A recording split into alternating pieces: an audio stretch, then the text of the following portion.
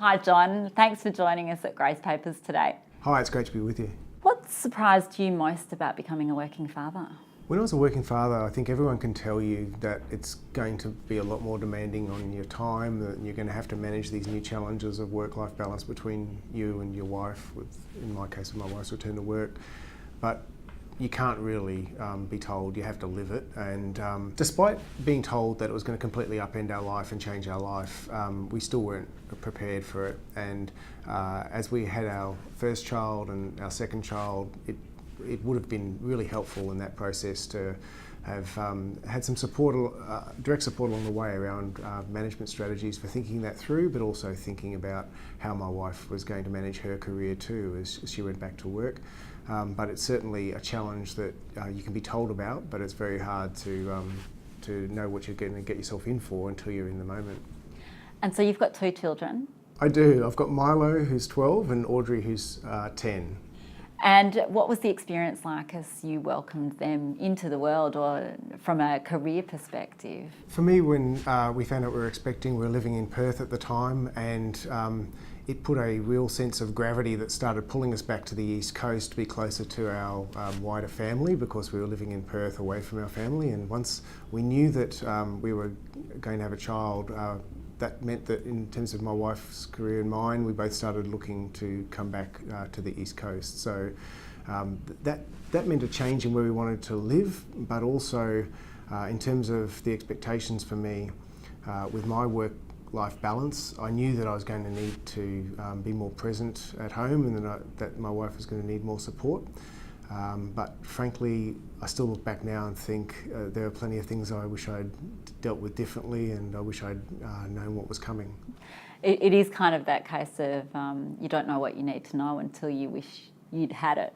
What would you like to have known, or what conversations would you have had differently? So with my wife and I, as she became pregnant and as we started to have our family, we didn't discuss up front what her future plans were going to be in terms of how long she would be at home with the children as I continued working, how I would manage my work so as to be there and provide more support, but also issues like what would this mean for our saving strategies and our future for superannuation.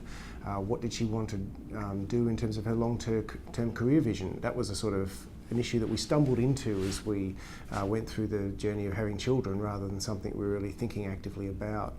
And in my wife's case, she decided to start a second career and did some study and did a law degree while she was in that stage with the kids. But we kind of stumbled into those issues rather than really having a good clear way of thinking about it. What surprised you most about gender equality or inequality throughout that period of your life? You see the statistics, you see the evidence of the glass ceiling, you see the pay gap, and those kind of things are often talked about in the media. But when I was going through that stage of my life where we were making those real choices about how to manage that at home, I became a lot more aware of the fact that in some ways we haven't really changed too much in some of the simplistic assumptions we might make about who's going to do what. And so the phrase that you've used in the past about you don't have to do it the way your dad did it, I think is really right, that going into that stage of your life with a plan is really important.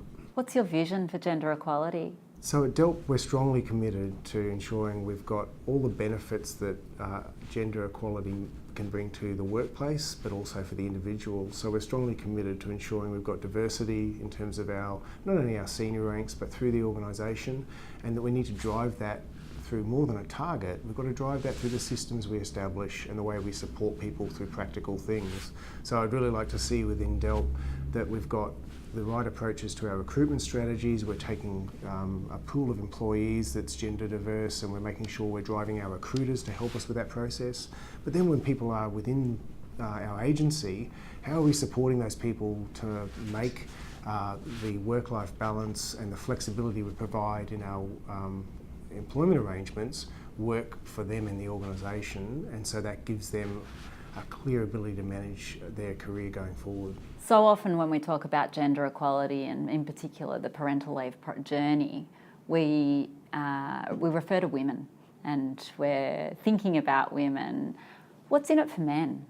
Well, I think this is a really critical issue in taking an approach where you're thinking about the potential support that might be needed also for men to play their role and be present in at the home and in the caring roles that they need to provide for their children and for their partner.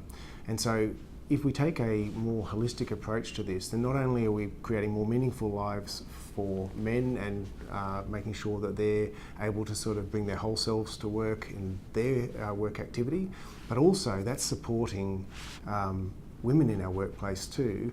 If we've got the ability for male parental leave and men playing those roles at home, it's often freeing up a woman in the home to pursue more of her career and her career ambitions. There's research that says that some 60% of working fathers would like to work part-time, but there's a catch to that, and that's provided they can still have a meaningful career. How do we address the challenges and the stigma that's attached to part-time work and career progression? And I think it is really changing in our society. We see so much more change in the mode of working. There is the scope through technology and through modern employment arrangements for people to work flexibly. So there's no need usually for us to stay in these old-fashioned, outdated models of work.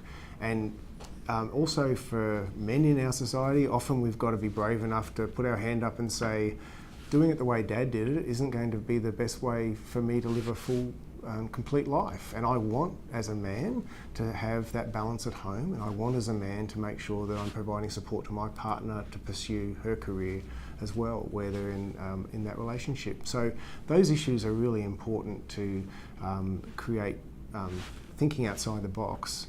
And I think it's possible. I think we're in a place in our society at the moment where all the technological opportunities and the modern ways of working can make that possible for individual employees. We know that pregnancy-related discrimination is still a real challenge from a societal perspective, and it's to some degree nobody's fault. What's your advice to women and men who are navigating this journey, particularly in the context of the conversations they need to have with their managers? The biggest source of advice I'd say is to go into that stage of your life with a plan.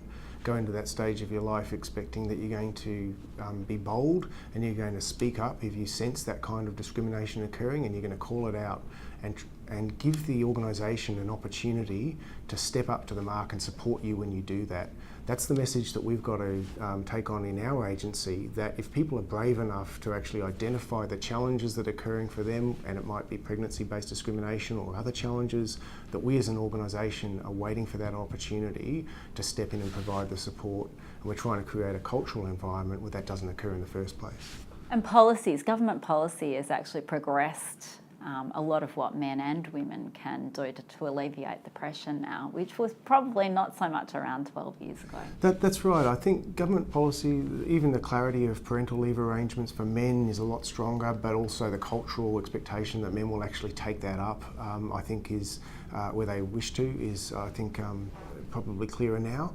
But also the other thing that's changed is just, we think in 2007, 2008, we didn't have iPhones. So the mobility options and the flexible working arrangements now are so much different that I'm really hopeful that we can take the great leap forward and make those kind of tools work for people at home and at work.